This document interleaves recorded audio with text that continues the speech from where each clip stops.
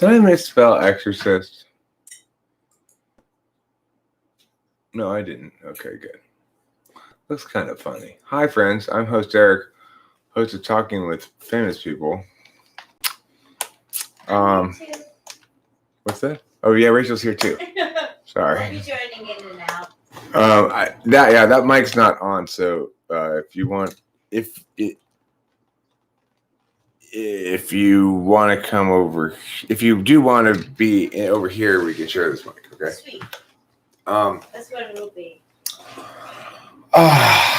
Feels good to have neck support on the back of my neck. So I want to talk about the characters, and I want to talk a little bit about Blue Exorcist in general, but also do a little typology of the characters in it. Yeah. First of all, that show is, I think it's probably the most well-written anime I've seen. I really love Naruto. I love Hunter x Hunter, but this is,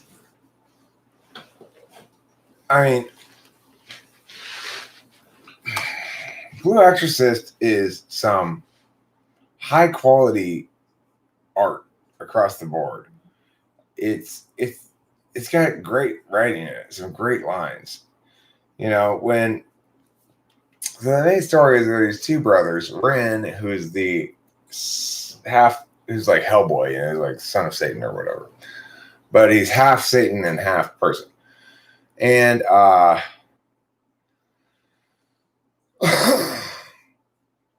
his other brother is named, I don't remember what the Goody Two Shoes brother's name is, but anyway, they're the same age, and the younger one is just came out a little bit after the older one, because they're fraternal twins. Blue Exorcist, the movie official trailer. I didn't know they had a movie. Me neither. I want to see the trailer after we finish the series. Mine too. It's got some funny, clever lines in it, and it does some very good just narrative work and stuff. The scene with the cat after he learns that he has lost his previous guy, because he's a familiar, right? So he has to be in the service of one of these exorcists, and Ren's father had been the exorcist in whose service the cat was in before Ren's father is killed. So that scene, that whole part where the cat learns about the guy, we learn about the cat's history, and I was just sobbing, just like so good. Oh my God! It was almost too fi to take. Like it was almost like painful crying instead of my normal just writing with the emotion of the thing or whatever. This one, it really got to me. It was just like, oh, this hurts. It's so good, and it hurts though so much. Yeah, right. It tugs at your heartstrings. Mm-hmm. It really does. For an animated series with an animated mystical cat, it's not a realistic, right? But it totally brings out realistic feelings. Yeah, it does. Just incredibly intelligent and well put together show. When Ren comes back from the store, and he's been asked by his brother to pick him up some mineral water, and he's gotten himself a couple of ice creams, but he's forgotten the mineral water. And his brother says, hey, why could you forget my mineral water? And Ren says, it's you know how easy it is to overlook water, both it being transparent and all. It's great. It's so funny. There's this thing where the very responsible brother, the younger brother, he breaks his pair of glasses. Then he opens his drawer, and it's full of of extra pairs of glasses, right? Mm-hmm. And then he says to Ren, like, you stay here. And he runs off to go deal with some problem with a new pair of glasses on. And then Ren chases after him anyway. And when he gets there, the Emperor says, what are you doing here? And Ren says, I was worried about your second pair of glasses. And that's such a brother thing. Like it's just like it's subtle. The thing is, because it's so constrained and it's NE, the NE moments are so delightful. Yeah, they really are. It's so NI overall that the NE can really sparkle as a spice, you know. Mm-hmm. I think it's the best anime quality wise in general overall that I've seen. I would agree. I was surprised it was so low on that list. Yeah. Because I've seen first season and maybe I forget there was such a long period between seasons of Attack on Titan. I know a lot of people like claim that. I think this is better. I haven't seen Code Geass. Death Note's smarter. I haven't seen Death Note. Oh, Death Note. I've heard. We heard of it. The first thing I was gonna try to see before we settled on Blue Exorcist was Cowboy Bebop, but that's not actually on Crunchyroll. No. And I don't want to. I don't want to pay for it because I'm already paying for Crunchyroll and for we got what's it called, Netflix too. So the thing is, I am not very experienced anime person. I'm fairly I'm no longer a virgin, but I'm just becoming anime sexually active on a regular basis. So basically, the shows I've watched are Naruto, Naruto Shippuden, Hunter x Hunter. I'm now watching this one. Well, okay. So I'm not counting things that I watched occasionally with Delilah or something. Okay.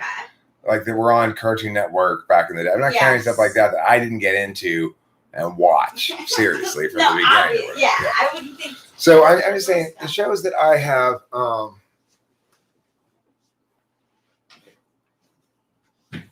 the shows that I've seen are just really about 4 of them, Yeah, somebody else said that the other day too. Naruto copied a lot from her. I mean, I can see that. I can see the some of the similarities and stuff. Yeah. But I would not call it remotely derivative. It's like those kind of themes.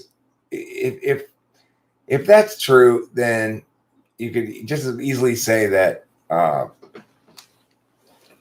Hunter x Hunter was derivative of a lot of fantasy stuff before that too. It's like there's a limited number of ways to incarnate magic into your story. Yeah. I think you're going to find a lot of crossovers in anime. There's just central themes and stuff, it comes with, it's part of the culture. And the thing is this, it's like, if you take a book like Wheel of Time, the Wheel of Time series, that 16 books long and super involved worlds. Okay, so you could easily say that guy stole so much stuff from Tolkien, but if you're into that genre, you don't think of Tolkien as being the standard of the genre, nor do you, in fact, you even think of him as being an example of good work in the genre. So it's not that. In my mind, it's not that Robert Jordan's derivative of Tolkien. It's that Robert Jordan and Tolkien are competitors in the same genre, and Robert Jordan's way better because Tolkien just is so boring. Yeah. So Upton Plates asked Rachel, what animes have you seen? I have seen Fairy Tales. I have seen Attack on Titan. I've seen part of Naruto Shippuden. Sailor Moon, parts of it. Now Hunter x Hunter and Blue Exorcist. Tiny man, you get those fingers back between your legs where they belong. You stop typing words into this live chat. Gotta listen to the whole start. Well, you see what the question is from at 6:40. Yeah. Okay, so I'm not sure. Okay, I like where you're going with this. I think it's probably a little bit too expansive a claim to say that most movies and series use duality for romance, but it certainly is the case that most romantic couples at least are extrovert introvert, right? Rarely will you see two parties coupled up in a relationship in fiction or movie or whatever where they're both extroverts or they're both introverts. Yeah, no. They really don't. You suspect that Death Note was created by someone who had an understanding of typology? The thing is, if you have good NI, you have an implicit understanding of typology when it comes to making characters, because good NI is not going to make characters that don't make intuitive sense. Can I get sweet on you for another joint? Oh, you want a joint? Sure. Oh, thank you. So I would say that. Is that all right? Of course, yeah. I would say that the demon kid, Ren, is. Oh yeah. So he's having a relationship with Big Tits. Yeah. Right? What's Big Tits' name?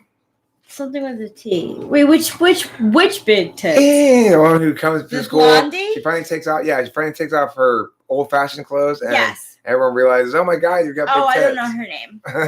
I don't know her name. I'm starting to overlap their names. Yeah, I can't. I can't keep track of and Hunter x Hunter. You're right. Hello. My name is Rachel. Big Tits has the little green guy. Yeah, that sits on her head. So I would say that in that relationship there, you're looking at she's probably ISFJ. Yeah. And he, I would say, is.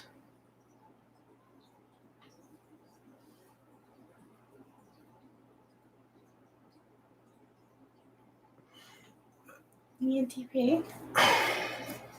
No. Ren? ESTP? No.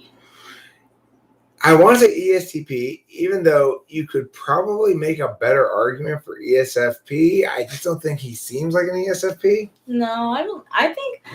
So what sold me on ESTP was how he reacted in the classroom as a kid. ESFPs will start trouble just to start trouble, not because of other kids. ESTPs will fight with others if they start with them. Yeah, so I mean, the thing is, Tiny Man 66 or whoever it was that said that you'll be surprised how often duality occurs there. I would call ESTP ISFJ the correct thing, but it's not actually the socionics dual. Right. So, in my opinion, it's duality. That comprises duality. Because for perceivers, I think you have to have the same S or N to be properly dualized. Mm-hmm. Whereas I think for judges, you need to have the opposite to be properly dualized, which is socionics model. I think they have half of it right. But do INFPs have an underrated sense of humor? Potentially, but I don't have any examples to reference from my own experience that make me say yes. Well, on the topic of INFPs and ISFPs, which we were discussing your first ex-wife, I think you're right with ISFP because for my birthday one year, my friends threw me a party at a roller skate rink, and the INFP was grabbing onto the side of the wall because she just couldn't do it. It was so I felt so bad. Just to clarify, Upton Plates, when I say ISFJ, I mean SIFE, okay? Not capital I, S, capital F, little j, okay? Right. I mean capital I, capital S, F, big J. So you are correct that an ethical sensory introvert is a socionics dual to a logical, intuitive extrovert. That is correct. However, I'm not saying that big tits is a logical, as an ethical sensory introvert. I'm saying that big tits is a sensory ethical introvert. So an SEI. And that therefore the proper dual would be ENTP, but I don't think that Ren is an ENTP. I think Ren is a ESTP, and I think that the actual correct dual for ESTP is ISFJ, or in other words, a sensory ethical introvert. And because she totally is an ISFJ. Ethan McDonald, ESI does refer to ISFP. Let me clarify this to make sure everybody understands, okay? Good. So I am saying specifically, yes, if I were talking about capital I, capital S, capital F, little p, then Uptim plates 48, little j, then Uptim plates 48 would be correct in what he's saying there. But I'm not talking about capital I, capital S, capital F, little j. I'm talking about capital I, capital S, capital F, big J, which is not ESI, but rather SEI. Okay? So it is correct, Ethan. Ethan, you're not hearing me. That's not relevant. I'm saying specifically, why do I have to fucking explain this shit? On the website. It's not about that, Ethan. I'm saying according to their definitions. According to their definitions, it's still not correct to say that ISFJ correlates with ESI. It is correct to say, it is not correct to say that it correlates with SEI at all. It is to say they are synonyms for each other. They are synonyms. If we treat ISFJ and SEI as something other than synonyms, we are making a terrible big mistake.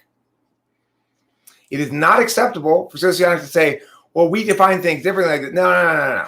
That doesn't work like that. Have I drank coffee recently? Hey, Noir. The only kind of hot beverage I've had recently is your mom's face. Oh! I'm liking that one. Cute. I'm rolling a joint. Is that what you're going to say? I would be doing it myself if I knew how. No, that's fine. I just forgot what I was doing. Oh.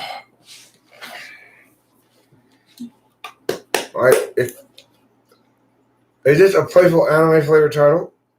No, it's about the anime series, yeah. Yeah. We've been watching it. It's really enjoyable. I really like it. And sometimes I zone out during animes, can't lie, because it's a lot of reading for me. But this one is just, the writing is so good and the characters are so good and it's so clever and witty. I really love it. I'm sorry I snapped at you, Ethan McDonald. It's extremely frustrating to me when people say, I know. Look, the point isn't whether it's a frustrating topic for me. Number one, because it's hard to explain. It's not an easy set of arguments to make and have everybody get it. And number two, because it tries to avoid resolving contradictions. So the basic argument when people say, well, sociologists define things like this, is that there aren't any contradictions there because we're using different systems or different definitions, except that's not correct. We're talking about exactly the same thing, and where two positions are exclusive of each other, that's a contradiction that must be resolved by determining which one of them is wrong and which one is right. Yes. What's with the blue hair and exorcism? I don't have blue hair. And I think you're talking about exercise. Exorcisism. Well, whatever sociologist, I don't know. The point is, to the extent that their sociologist is nevertheless talking about Jungian cognitive functions of personality types in the same sense that MBTI is. They corrected MBTI on the PJ thing. It's unfortunate that we. No, I haven't seen it.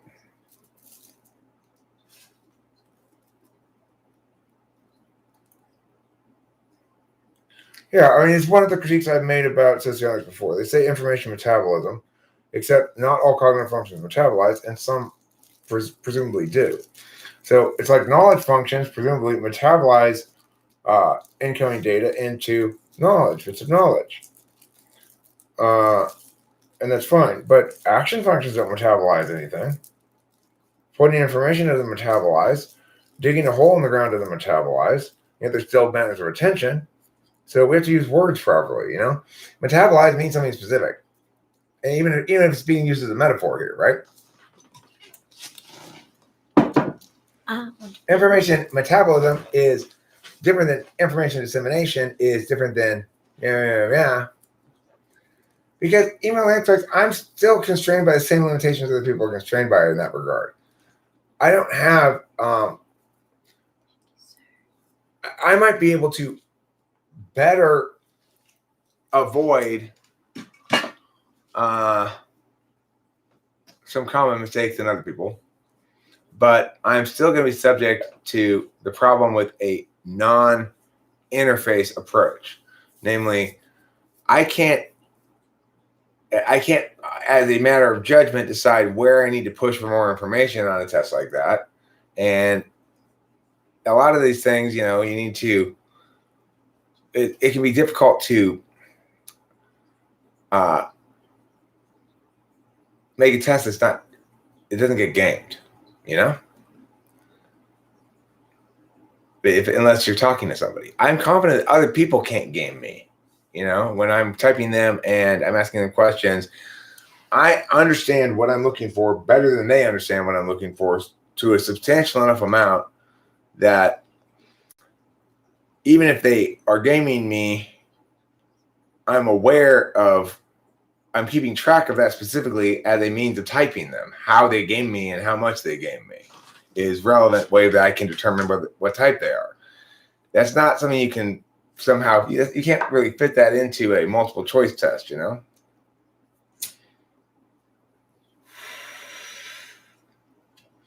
No. SEI, sensory ethical introvert, is ISFJ or ISFP, little p. You have to move the P's and J's big or little. It's confusing. I know it's confusing. This is why it makes me. This is why I got frustrated and snapped at you. Is because I fucking hate wading through this complicated and convoluted explanation of OWO. What up, Florian Egox? And you mad, bro? What's that? What's that symbol there? It's anyone in blue, Exorcist, and ISFP. I kind of think the I mean it's so stupid from a TI perspective where you do those sort of things to gain specific knowledge that you don't currently have, but from other kinds of perspectives, from an SI or an FI perspective, you're hoping to have an experience you can remember and return to about yourself and blah, blah, blah. That's gratifying. FI, you're hoping to have what you want to be so confirmed as so. So is there any ISFPs in Blue Exorcist?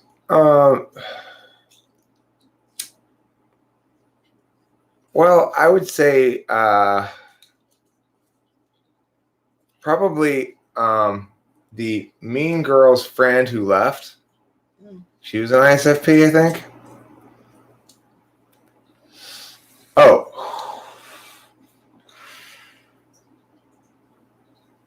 Maybe the kid whose father was lost at sea for 6 months. Oh, yeah. He seemed kind of ISFP-ish. Yeah. I forgot about him.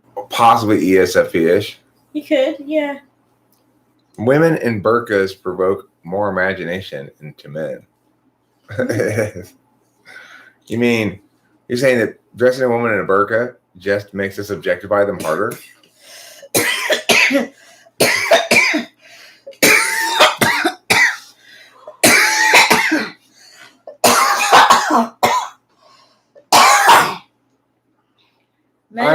It's men in burqas. I mean, really do it for me. So, well, that imagination's running wild. I would say, Ethan, that I've grown in confidence as a lot of different skills have grown concurrently over time. I'm an SI user, so it is the case that practice makes perfect, that I understand universalities by experiencing examples of them first.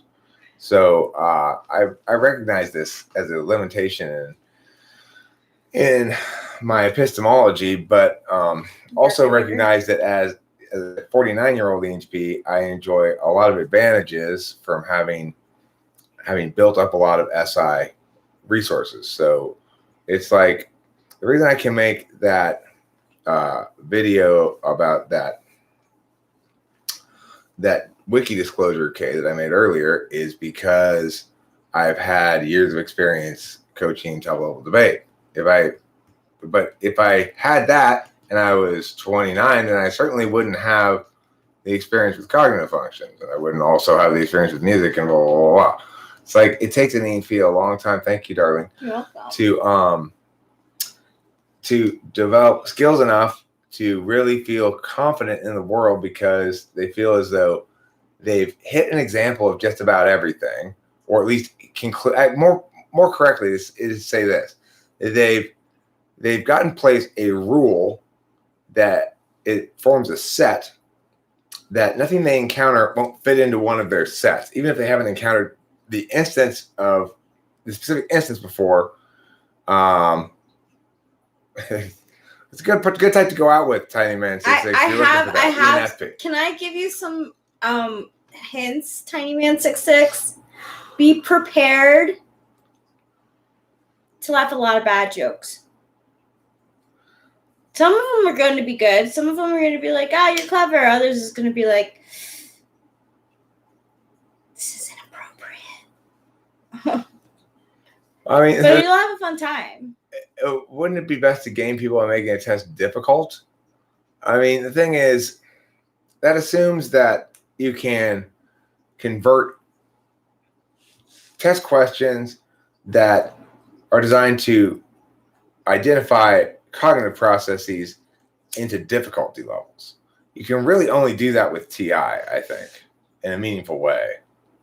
SI, maybe. Any sort of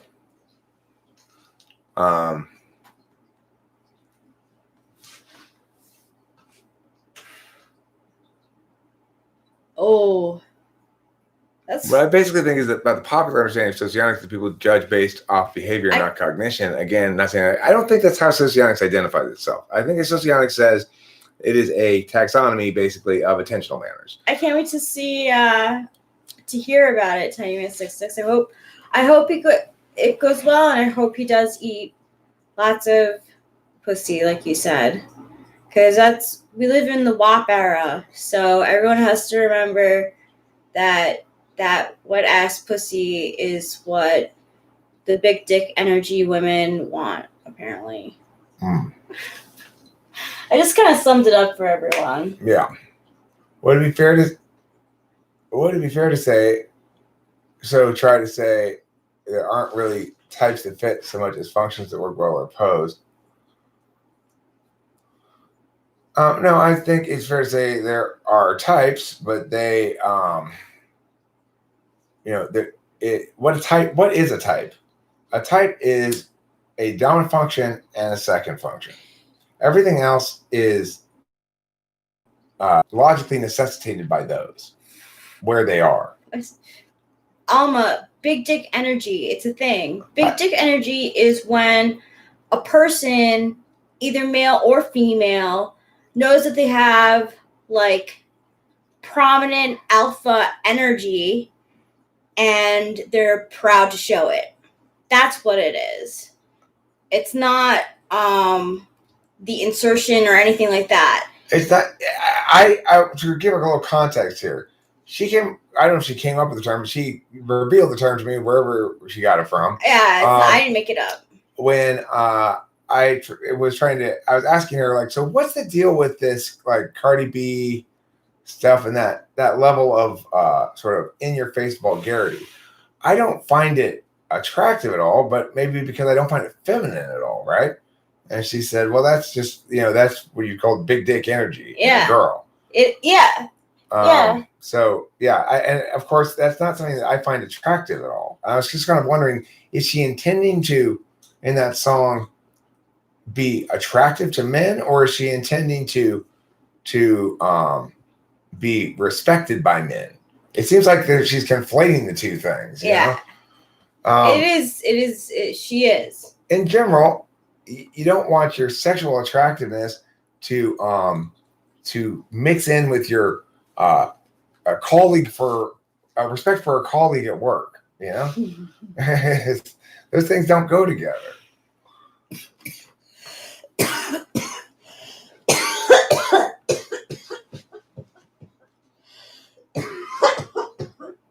Tiny Man 66, take it easy, all right? Take it easy on everybody. Let's all try to take it easy on everybody.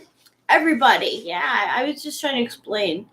One more, but now that I read what you said, it's like I get what she's saying about a bad vibe. That's a very bad vibe comment because it's, but whatever. No, I agree. I agree. Listen, I'm not going to try to bust you on vibe. So that was my bad. I agree with TinyMan66 that comment that chat thing had a weird vibe to it.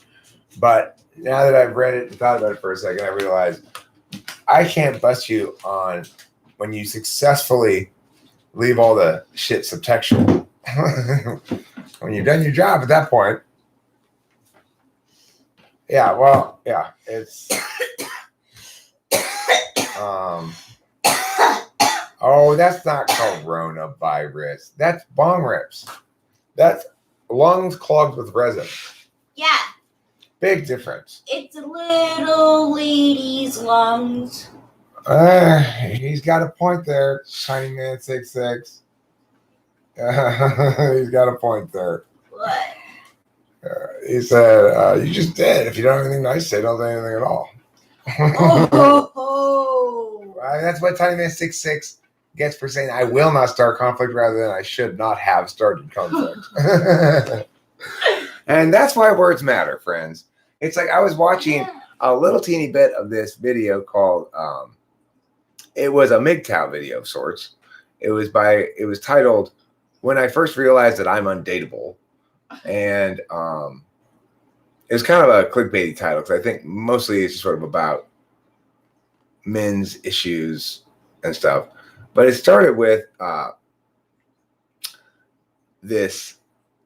guy pulled up an image of communication that had happened over Tinder. And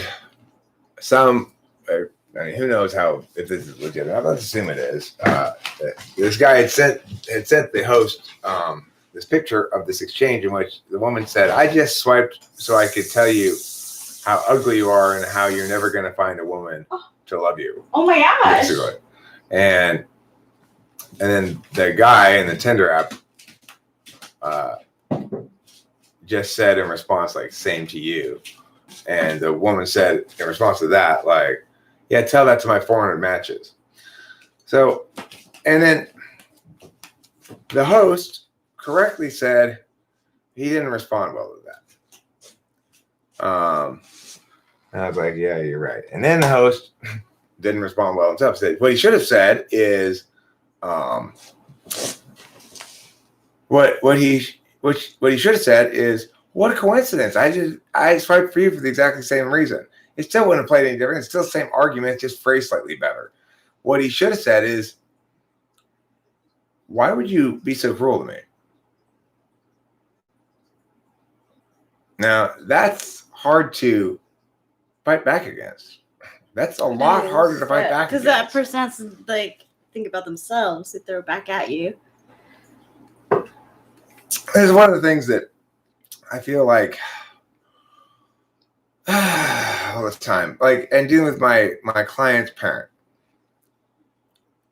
The problem is this: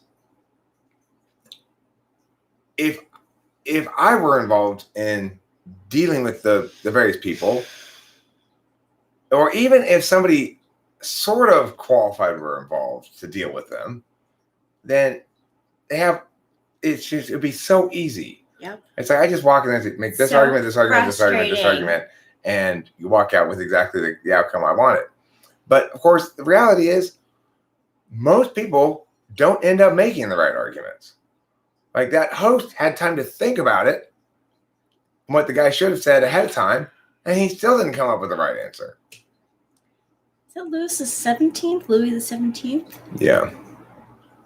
It's good to see you. It's been a while, Louis. He's been exploring the very deep world of scholarly literature that distinguishes between dating, courting, wooing, flirting, pursuing, romancing, and chasing. I'm going to have some more coffee because I'm starting to get a headache.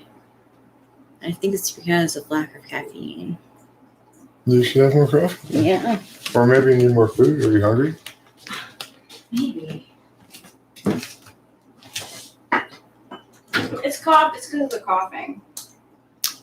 It's all good.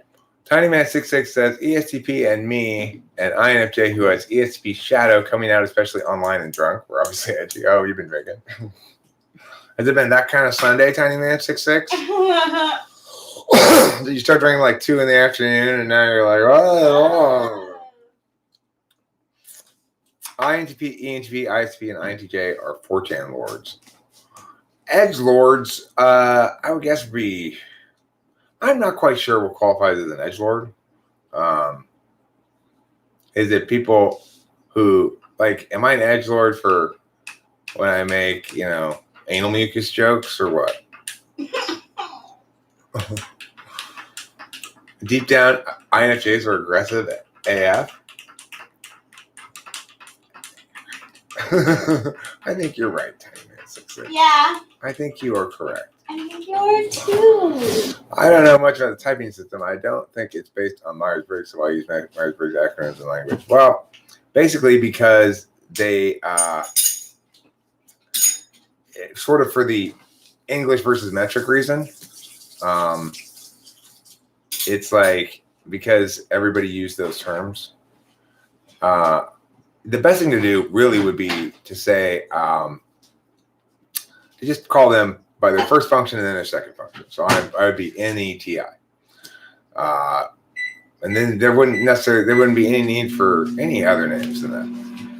But unfortunately, when people get into, because Myers-Briggs is the gateway drug to typology, you learn the Myers-Briggs names first, and their type descriptions form sort of the basic approximate understanding of what an ISFJ type description looks like is going to be describing SIFE.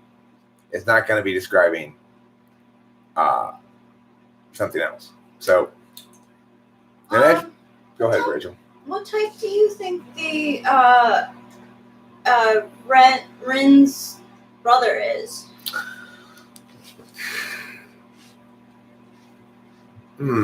He's an interesting one.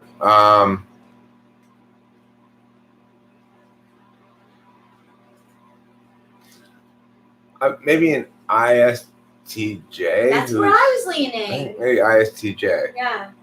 He doesn't seem socially awkward to me, but of course I can't read any of his tone because I don't understand how social awkward plays out tonally in Japanese. Well, these girls have crushes on him and he doesn't know what to do with it. Yeah, but I can't tell if he's being. I can't tell, if he were an ISTJ character in English, I could conclude a lot by how he spoke and I can't get any information from that when I'm watching subtitled Japanese. So I can't be very sure, but I'm leaning towards ISTJ. That's what I was leaning towards too.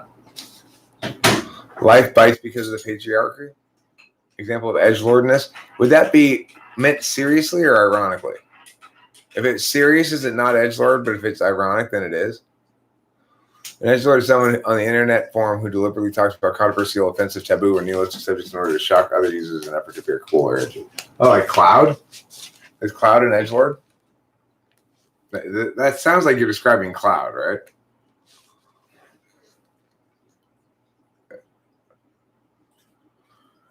And edgelord is typically.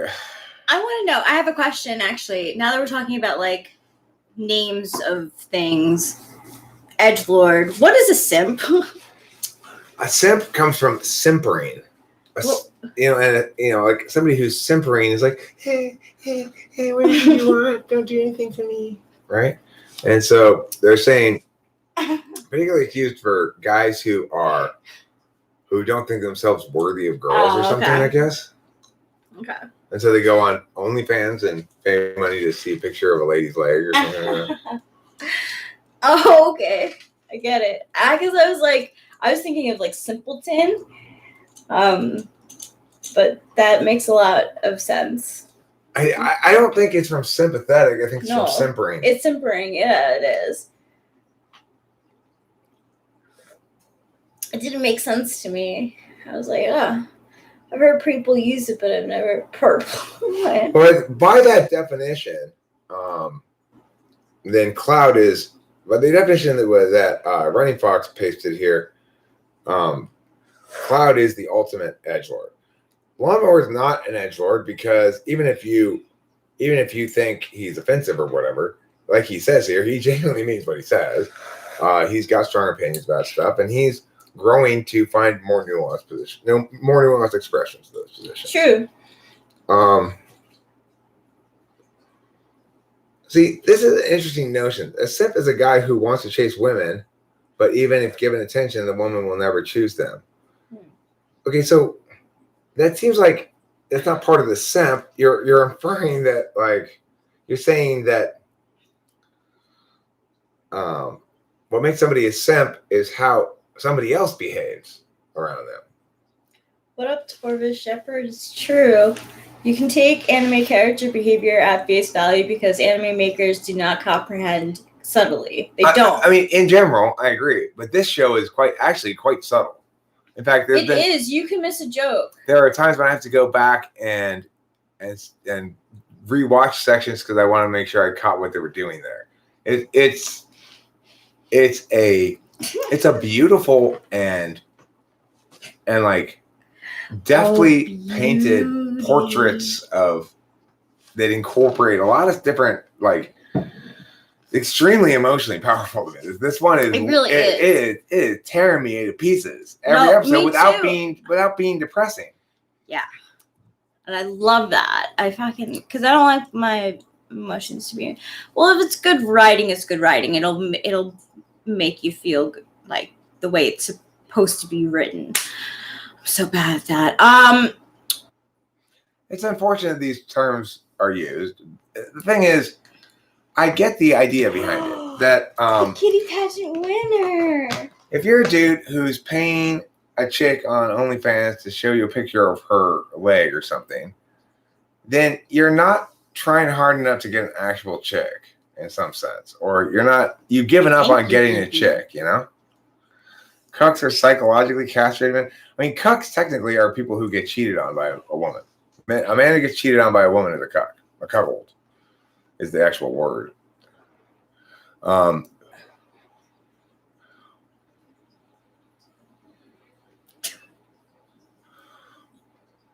So in some sense, the term simp is used by woman haters to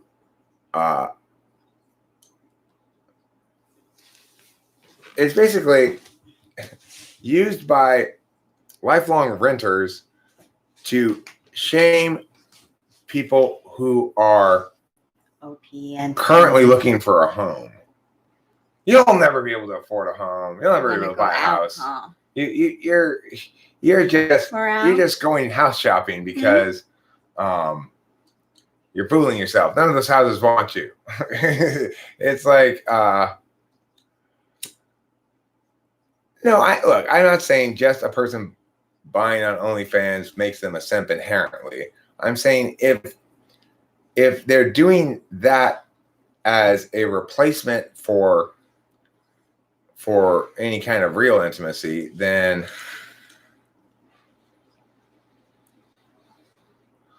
yeah, it's usually the shame tactic to try to get people to not be able to successfully deal with women, frankly. If I call you a simp, I'm saying you're not being somehow aggressive enough to get a chick. But the thing is, I went through a stretch of time in my 20s where I was psychologically castrated, which doesn't say I was cheated on. That's what made me psychologically castrated, because I don't think that's a good definition of cucks. But I still hung out with women, and I still enjoyed their company, and I wouldn't have wanted to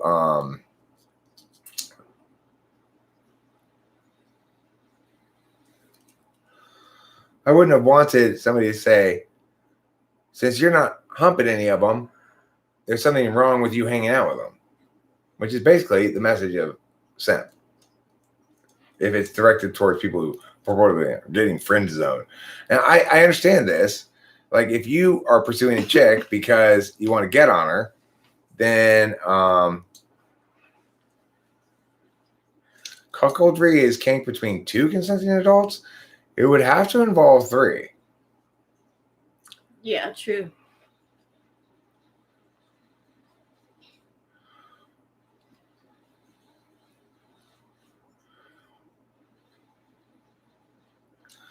This is where I'm going with the actual attraction. So if you're attracted to a woman, you're pursuing her in that capacity, then it is the case that you should put her in a position where she has to make a decision to move forward with you or not engage with you anymore. And part of the problem with people who might be accused of being a simp is that they're afraid to lose what they have by making the other party make a choice. It's really what's going on with my debater and the school as well. I keep explaining to the mom, you need to force them to make a concrete, specific choice and justify it so we can move forward onto the next stage of the argumentation. You know, they're just like, oh, we don't want to piss them off. Okay, well, that's how you get friend zoned in life.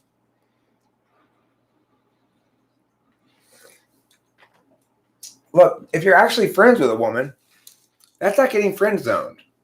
Getting friend zoned means pursuing a woman, wanting to go out with her as a date, and allowing her to use up your time thereafter in non-reproductively viable sense. So in that capacity, the reason there's something wrong with that is because I'm obviously looking to either mate or get in a relationship or whatever, hump or something. So that's what I'm spending my time. That's why I'm spending my time talking to you and stuff. If we're not on the same page or in the same ballpark, at least to begin with, like that we're seeing if maybe we're going to hump, then I need to be engaging in this interaction with a different woman, and if a woman is like both seeking my attention and concurrently on a different page about why we're paying attention to each other, then there's a couple possibilities. Either the woman is quote unquote leading him on, or the man more likely is playing, I don't want to make her make a choice because I know she's going to make a choice that I don't like and I don't want to deal with that. But of course, by not going into it with a frame of show me your boobs, at some point, if you're going after a chick, it's got to be like, okay, we've had enough getting to know each other. We've had a lot of conversation, 3 dates or whatever, and show me your boobs. Now, if you're from Finland, like Tiny Man 66, you know, you go out to the bingo parlor on a Sunday night and expect to come home with a man who's eager for a whole smorgasbord of pussy brunch. But that's just Finland. The rest of the world's a little more sane than that. Guys don't friend zone themselves. The thing is, what does happen is guys allow themselves to get friend zoned. The girl has to want to continue to engage with the person in the first place for that friend zoning to happen. Now, it's true, I suppose, the guy could make the effort to say, hey, I just want to be friends. I'm not after you. I'm not after you. I'm not after you or something. But I suspect then if you're not after me, then why do you care so much about my friendship? I'm not, you know. You showed them please respond. Many guys seem to use friendship as a cover to get close to the chick or whatever. Well, see, that's they've already lost the war then. You gotta know what you want going in and make that clear, although not, you know, don't hit her over the head with it. Hey, just to be clear, I only want to fuck you. You know, like that's not gonna work. But you got to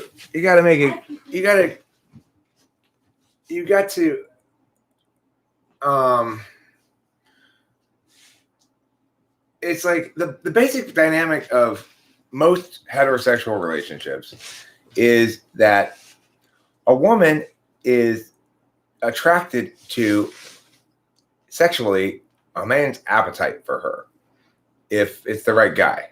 So if you're coming in with no appetite and no like sexual energy, then you know the man sets the tone, and the woman either is going along with that tone, saying, "Yeah, I'm on the same page with you, and I'm mirroring that tone," or she's not. And if she's not, then that should be a quick interaction and not last very long, and then you don't have to worry about that anymore. And if she is, then great. And you know.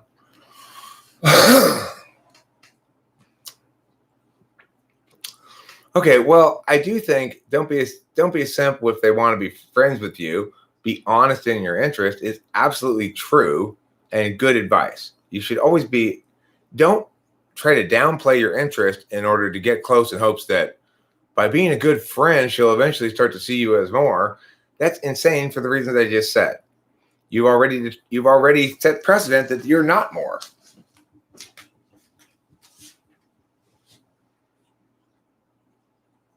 You know, where does a white knight fall in this Venn diagram? I mean, you could easily enough call me a white knight. I like to be able to know that I've benefited my significant other, that she's needed me in some sense, that I've provided the kind of battling that is appropriate to her kind of problem, because it makes me feel like both manly, like handling the shit, but also just because it makes me pleased that my particular self is compatible with hers in this way. Like, if in fact the way I like to solve problems was not compatible with the way she liked to have problems solved, then it wouldn't really matter how much I wanted to or not wanted to solve problems. There would come circumstances where I'd end up solving problems, and that would create more conflict rather than solve it, as it did with Kimberly, because she didn't like the way I chose to solve problems. Rachel, respects the way I choose to solve problems. Yeah. She doesn't think that, and she trusts me to handle shit, and that's important. It's like, does that make me a white knight? No, it makes me a man who's comfortable being in the role of a man, you know? And, I reached out to him at a time when I actually really did need his help. And I am really forever grateful for his help, because at the time, my inner circle wasn't able to or didn't want to. So. Okay. And the thing is, with Rachel, it's important to remember that while she did need my help at the beginning when we first started talking, she saw that reality purely as an FE liability, and certainly was not interested in trying to get me to help her or oh my God, no. anything like that, you know? No, not at all. Yeah, China Man 66 is up in Sierra Madre. She's my, well, she's lost to you guys. She's not lost to me. She's my identical twin sister, which is really weird because she's a girl and I'm a guy. Wow. Yeah. That doesn't usually happen. That doesn't. She looks exactly like me. Oh, you're so rare in so many ways, Bae. Oh, my Kitty Wonder pants. Oh, Kitty Wonder. Kitty Wonder. Look at the kitty pageant winner face. Yes, that's the face of a kitty pageant winner. Yes, yeah, I also, Sean, would tend to defend anyone if they're in a position of weakness versus a jerk. I would tend to do so as well. So, and you know, I think you and I both. It seems like we probably have some 8. You probably have some 8 in you, even though I haven't seen you get angry. You must at this point in your life.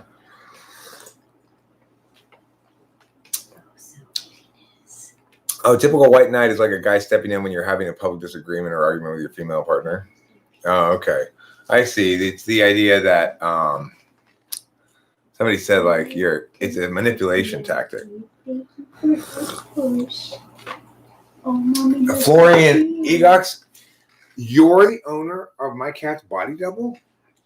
Because, of course, since my cat's such a famous cat and known all around the world as the ultimate kitty pageant winner, in a lot of events, she'll have a body double go instead.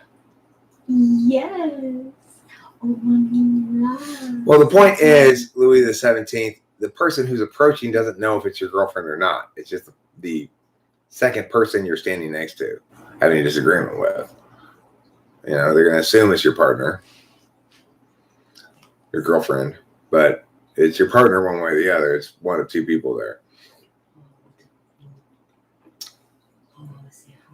I mean, I think, or for Sean and me both, probably it's the urge to step up and call bullshit is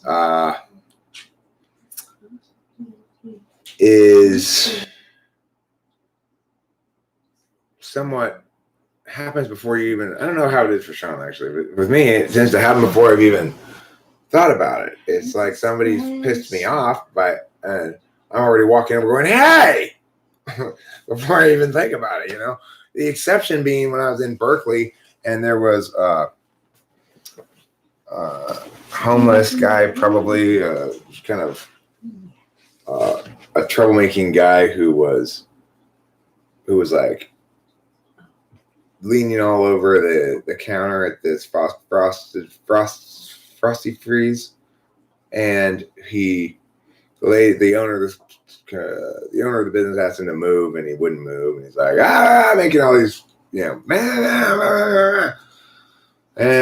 that one I actually thought about it for a bit first. That's one of the only times I can thinking about it before I just start. I just find myself going over there going like, "Hey!" So in that case, I thought about it, and eventually I decided to say something, and I did. I said, "This is her establishment. She asked you to leave. You need to respect that." Something like that, pretty straightforward. And he did. He did leave. But I didn't. That one, I guess the reason I was more slow to deal with it is because when dealing with somebody who's in a bad place themselves in life, he's not enjoying any advantages. He doesn't need anybody. He doesn't need somebody else to kick more shit on him. Life's already kicked plenty of shit on him, So, Eric, INTP, your favorite type, and ESFP, your least favorite? Do you want me to be honest about that question or something? I mean, Mark Dan, honest about that question. I can't give you an honest answer to that question. You quote me on it, then I'd be in trouble with so many people. So many people. And so many people already remember it and hold it against him. Martin, here's the truth I'd like for you to take away. Whether it's actually true or not is up to you to decide. But the truth that I would like you to take away is that all types are my favorite. And that I adore them all with all of my heart. What's the FI in him? Mm-hmm.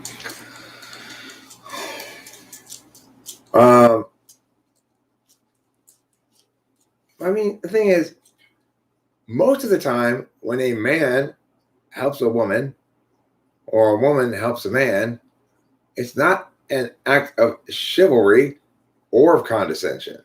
It's like, you know, earlier I was coming in to make frozen burritos, but then my dad informed me that I left a bag of frozen burritos in his freezer.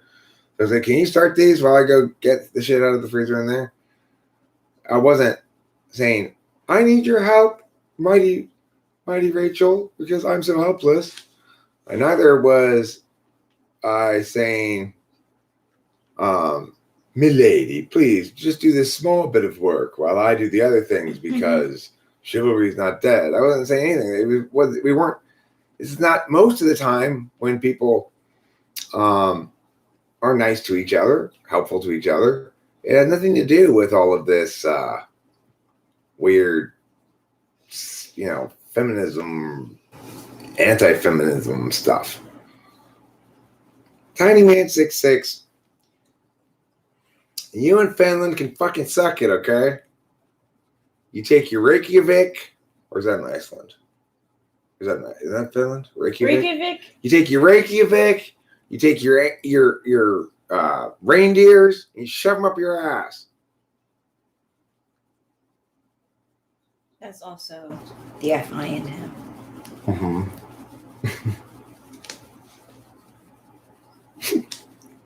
Chivalry. Chivalry is dead.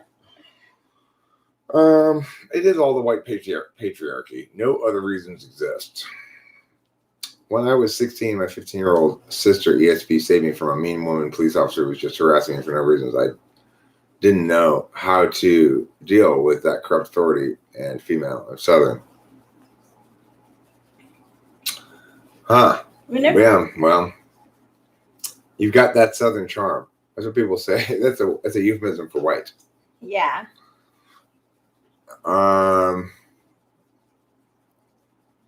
Yeah, Iceland. What's the capital of Finland? It's a bunch of stupid consonants, I'm sure. Bloggity, bloggity, bloggity. Capital of Finland. Helsinki. Oh, Helsinki. Yeah. I never would have guessed. You know what? You know what they say about Helsinki? Helsinki is the key to hell and sin. That's what they say about Helsinki. It's the key to hell and sin. Does that make it a good place to be? No. You can tell how awful Finland is by the name of its capital city. Smell-sinky is more like it. Smell-sinky is more like it. Okay? Okay. I showed Helsinki, didn't I? Yeah, you did. Woo! Florian, nailed it. More like Helsinki. Boom. Boom. You nailed it. Too late, Tiny Man 6'6". That's too much of your Finnish vodka, slowing down your reflexes. Any good movies? Have I watched any good movies lately? The thing is, I think it is no. We kind of exhausted our pile of good movies we wanted to watch. That's why we switched over to Crunchyroll, where now I was kind of like, shit, I was kind of like, I guess I've exhausted the world's media supply after we kind of ran out of movies and TV shows and stuff we wanted to see. Yeah. And then I went to Crunchyroll and I go, okay, I've actually got back in action. We'll be fine. We'll be fine. No, we would be able to find movies anyway. But the last movie that I watched and enjoyed was the Ghibli movie Whisper of the Heart. It's really sweet. It's like a coming of age movie. Really cute. But that was a while ago, so. Amsterdam is not a city of sin, it's a city of freedom. But in freedom, people often find sin. Well, you know, Mark Dan, the boring type, apparently. Michael Douglas and Sean Penn, The Game. Watch it. Conan the Barbarian. I've seen Conan. That was the first horror movie I Barbarian. ever saw. Really? Yeah. It's definitely. What do you think? There's a boob in it. Yes, there was a boob in I was it. like, my friends and I all talked about it afterwards. That movie was. Yeah, I remember my dad had to face a little bit of pushback from my mom, I think, before he took me and a couple of friends to the drive-in to see Conan the Barbarian. Well, lucky for you, Torvis Shepherd, you have the free will to not watch any coming-of-age stories if you don't want to. Coming of age. Yeah, noir. It's noir. I would watch Kiki's Delivery Service and My Neighbor Totoro first, and then Whisper of the Heart, because like Whisper of the Heart is like a personal for me because the girl in it is such a 7 INFJ. Like she's so scattered and stuff. So it was like it's not their best one, but it's my personal favorite because Torvis Shepherd, be honest, The Sandlot is your favorite all-time movie.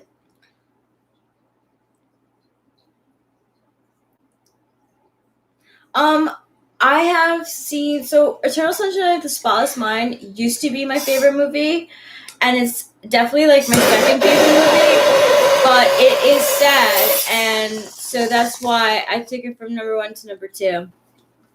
I don't like sad movies. Yeah, I don't want to watch it with it. I can't. Now, you say Totoro, but that makes me wonder, how many people here have seen Bo Bo Bo Bo Bo Bo Bo Bo Bo Bo? Who's seen Bo Bo Bo Bo Bo Bo Bo Bo Bo Bo? I believe that's how it's pronounced. Sandlot is a good movie. I like The Sandlot. Has anybody here seen Bo Bo Bo Bo Bo Bo Bo Bo Bo Bo? Not I. Bo Bo Bo Bo Bo Bo Bo. That show is weird. Talk about a weird anime. That's one that I saw on. It's one I saw on American TV back when Delilah was little, and I don't remember a lot about it except there's a lot to do with nose hairs and stuff. Like there's guys who this one guy has like the nose hair power, and then there's bo bo bo bo bo bo bo bo. I mean,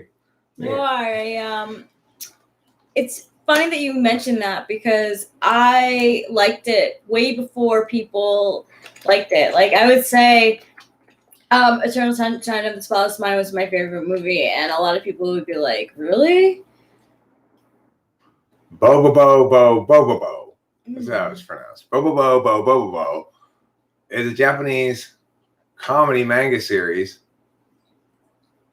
And you can see the images.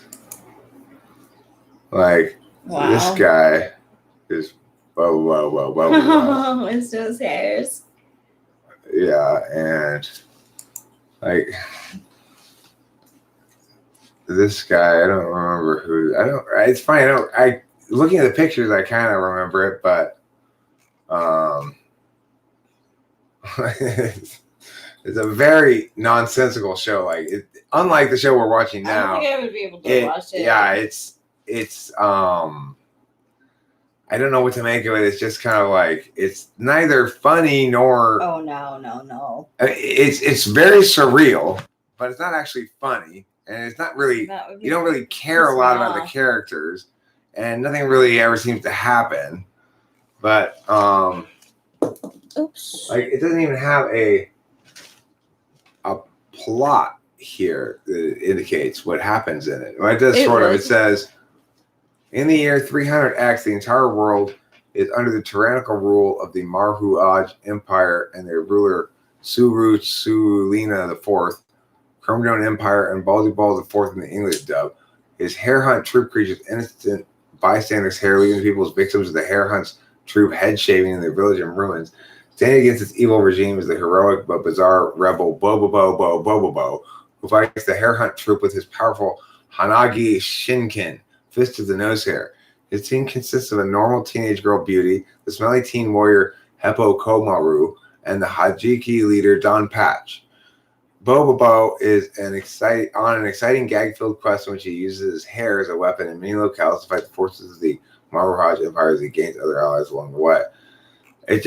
I never really found it, like, it doesn't engage you in the way that the serious ones do, you know? Yeah.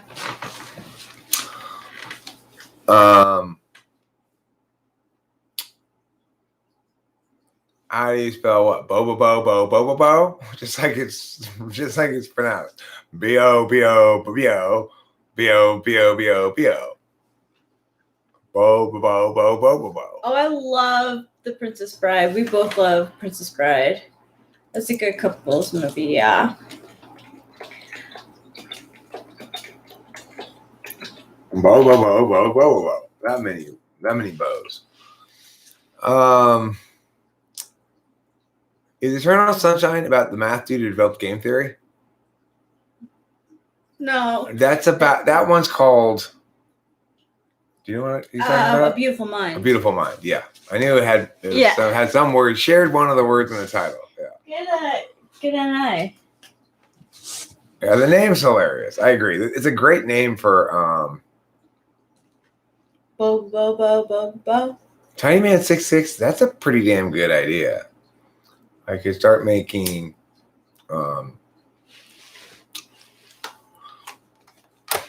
people who just don't get it. I have a channel called People Who Just Don't Get It. And I could go around and put on a wig and I could talk about how they just don't get it. It's like there are so many poor people and then there are like these rich people who just like live with all their wealth all the time.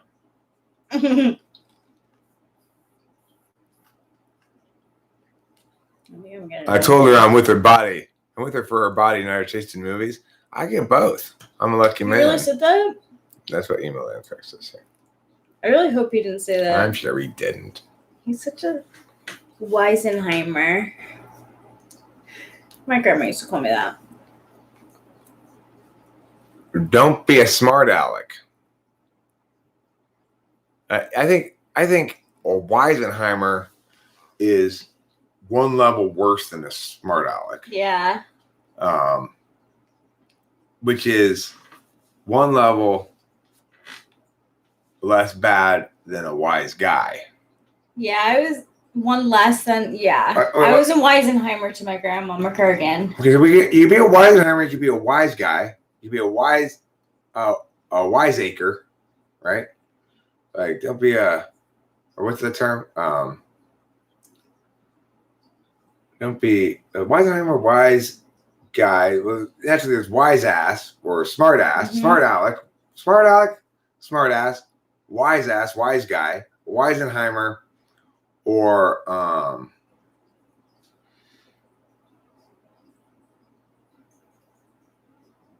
no more of your wisecracks, you could say. That's a little different, though. My granny says, don't be a smart ass. My mom would say, don't be a smart aleck. Like wiseacre. Wiseacre is used, isn't it? Right? I said it and I thought, no, that's not right. I never heard that.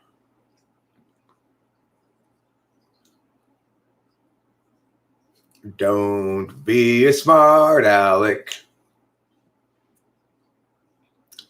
What makes a smart aleck an aleck? Like, Oh, beauty. is aleck a word that occurs in any context other than smart aleck? I'm curious. I want to know. She's so cute.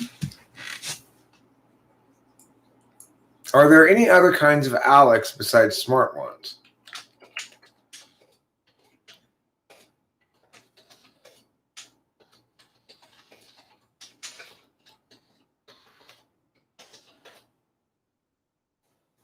Alex. Smart Alex.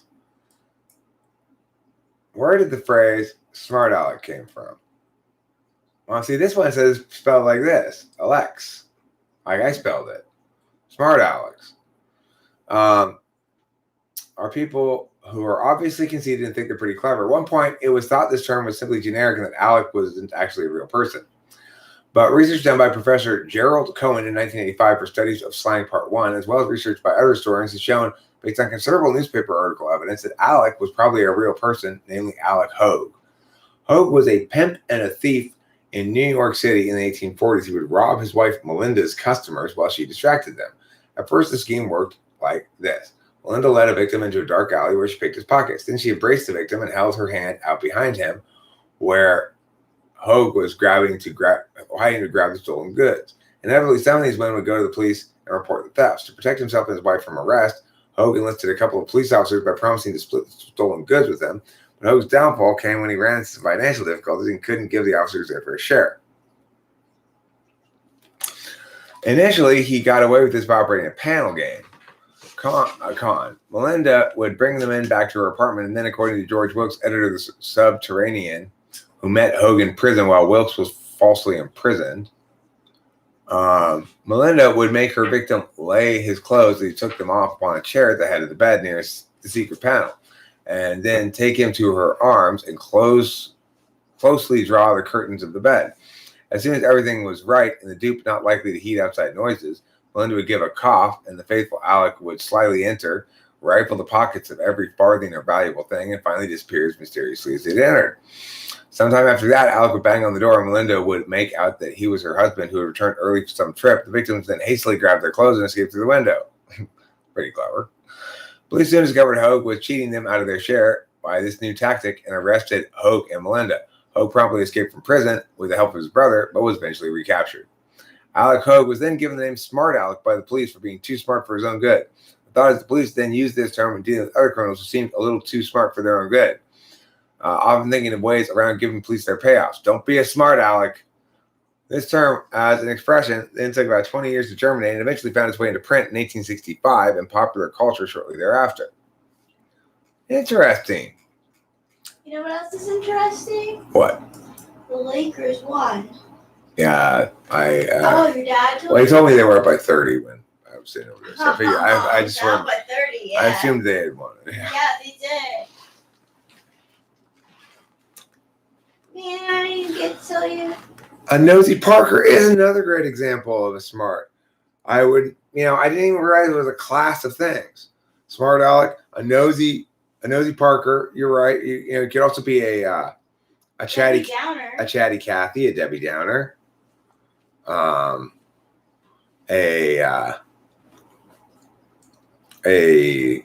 Sergeant Slowpea, as I sometimes refer to myself.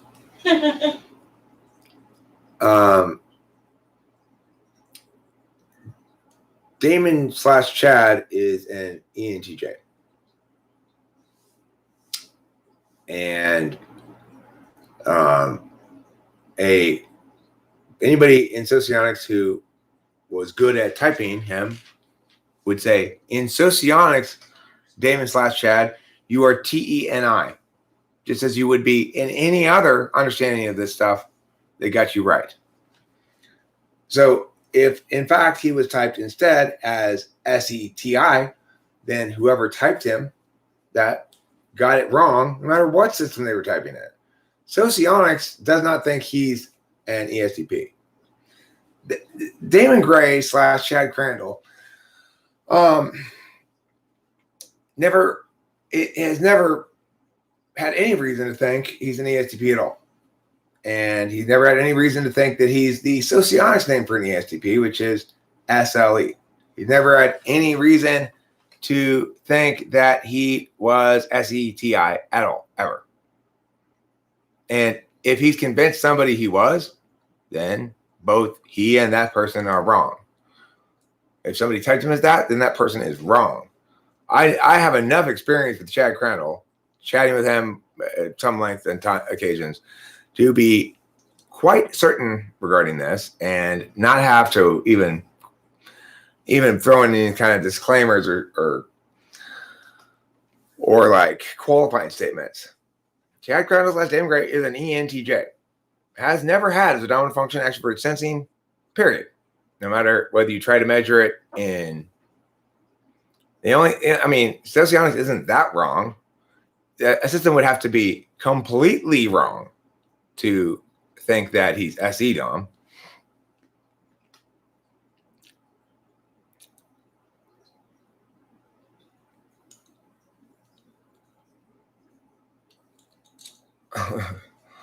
Torvis Shepherd, I get what you're saying if Diamond doesn't. But I don't personally have any link to any people who have any association with that. I think he probably has had some bad experiences with people who are like that or something. I don't know.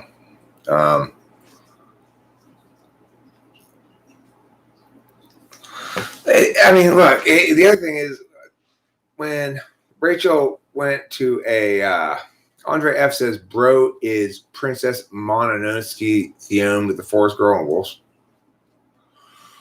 I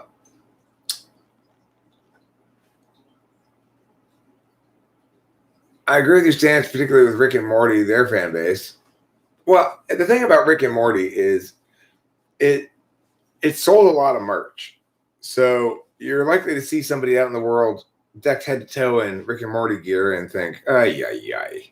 Why do you got to make the thing that I think is actually cool and that is actually cool uncool, because now I don't even want to be associated with it anymore. I agree. I totally get that. You know? Some people don't know.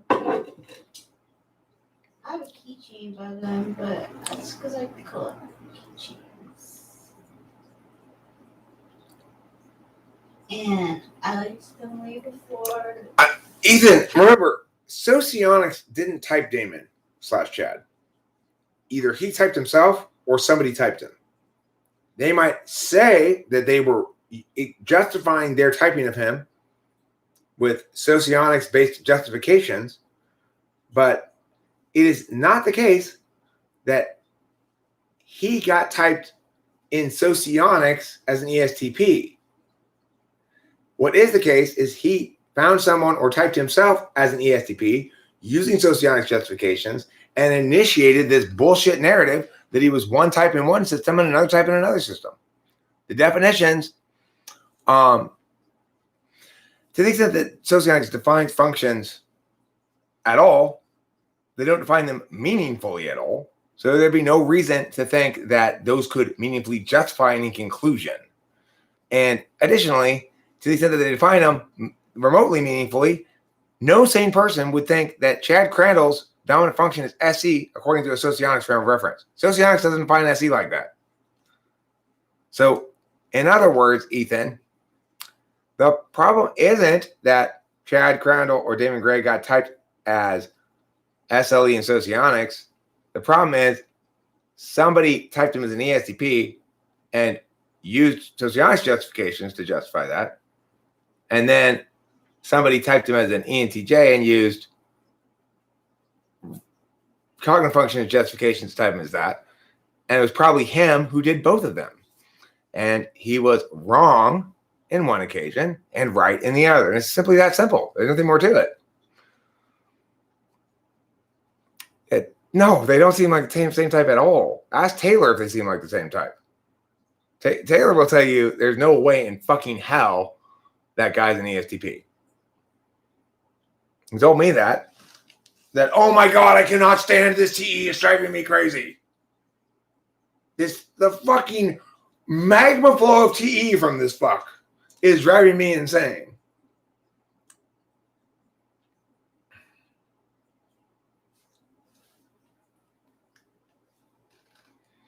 I mean, the reason, of course, it's so absurd to say that you're one thing in one type and one type in one system and one type in another system is,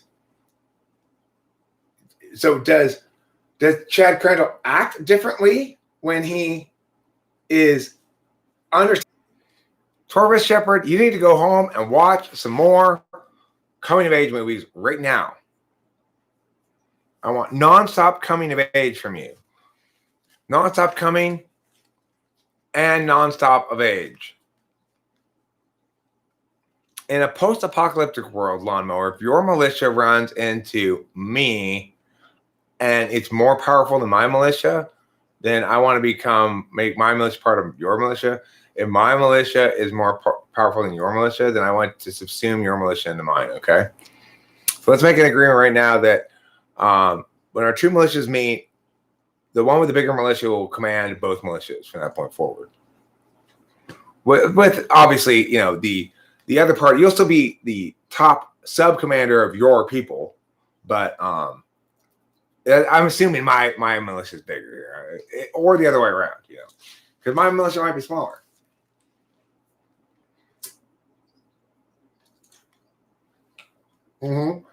Right. So I want to specifically have the agreement be that we will combine militias, and that while we'll retain the top subordinate position over our own militia, that the one who has a bigger militia will become the supreme leader of all of the militia subsets. Well, that's why we've got you meeting the enemy first, Lawnmower, so that they can waste their bullets on those who are least likely to kill them back.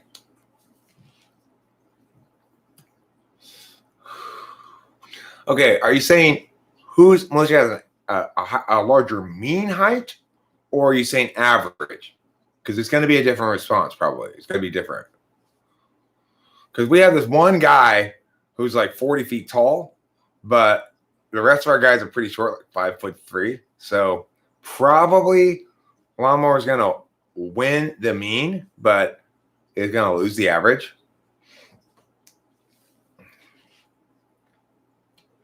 All right, sounds good, Lawnmower. Now, I'm assuming that we are battling either aliens or pirates or zombies or ninjas or giant monsters from Japan. So it depends on what we're battling. If we have to battle ninjas, then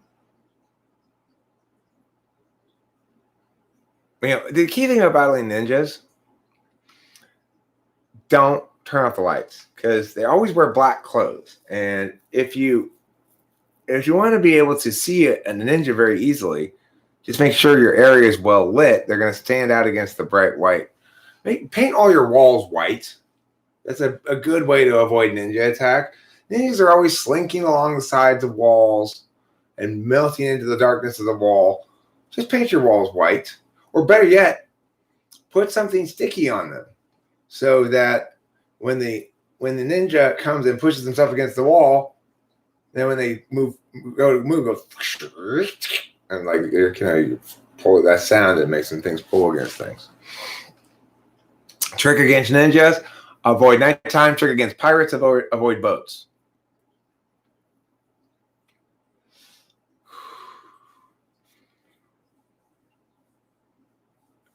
Well, Email Anthrax, you are more cutthroat than I am. I find that win-win situations are a better way to build community and to do a more successful job of slaying all of our enemies with our militia. Well, other stuff, I'm glad you point out the danger of sticky ninjas, because this has long been my argument about building a wall. It's going to end up kicking us in the ass, because what are we really doing? We're teaching those Mexicans to climb. Imagine a world where you walk down a sidewalk and above you, in the canopy of the trees, just families and families of Mexicans who have been trained by the wall to maximize their skills, have now begun a whole society up in the trees here in these United States of America. Do we want that? Do you want Mexicans dropping down on you from the trees? I don't think so.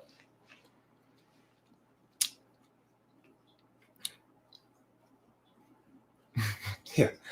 We're not locking them out. We're locking the ones who are already here in with us. They're going to get frijoles, burros, sombreros all over us. Mexican ninjas are a lot easier to deal with. Number one, they're much more likely to be drunk. Number two, they're much more likely to be asleep, taking a siesta, because they worked very hard in the morning, like cleaning up shit from someplace, do a lot of manual labor. You get tired. You want a sombrero? Okay, but you don't want that many sombreros. Trust me. You don't want the number of sombreros we're going to have. We successfully build a wall, because the only thing that keeps these sombreros from bunching up here in the southwestern United States is a lack of a wall. They keep blowing south over the border, the sombreros. They get free showers in our clean chambers.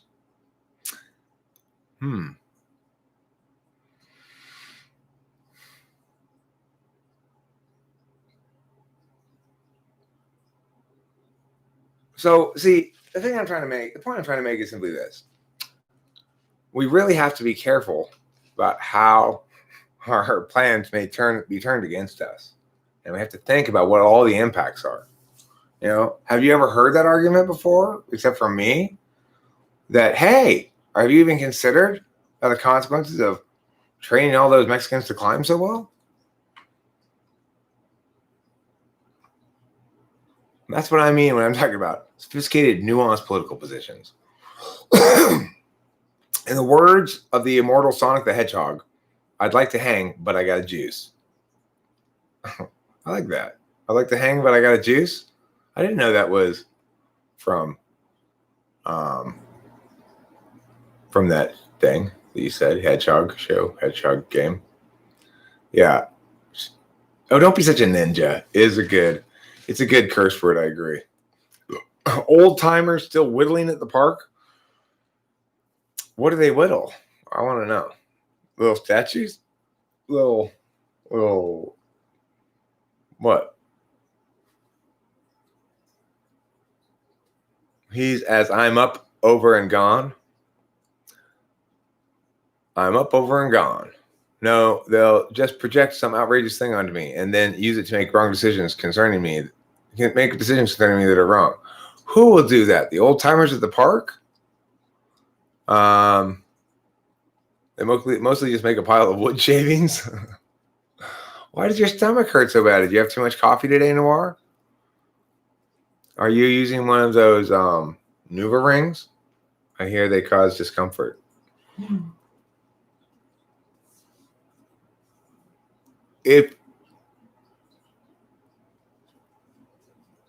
Which kind of people is Torvis Shepard dealing with? If emailing Anthrax encounters either of our militias, he will assume command of both, and we will be his right and left hand as we travel across the land. And Daenerys Targaryen, is that the guy from the Boston Marathon bombing? my SI may just have served me well. I was gonna say, who the hell is that? But when I read the name out loud, I think I know who that is. Is that the guy from the Boston Marathon bombing? Or you ate McDonald's and it's not settling well with you? McDonald's is kind of like weed. You're best served to eat it every day. Then it doesn't really get you that high. But if you just eat it occasionally and kind of, well, that's how, Noir. You got to eat it every day.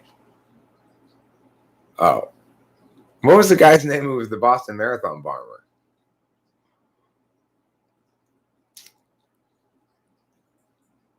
Look at the big, massive Latino rally they had in Florida. It's hilarious and shows you just what people are actually thinking.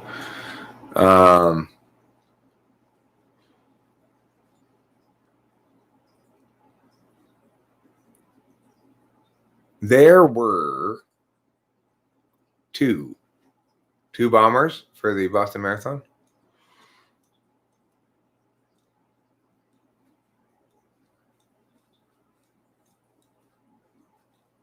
Probably.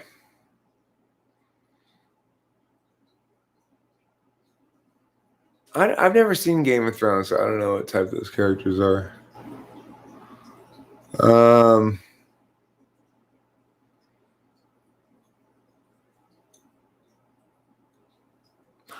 All right, I think I'm going to call it a wrap. Thanks for being here, everybody. Love you all. Don't forget to eat plenty of bees. They're the stingiest food you can eat.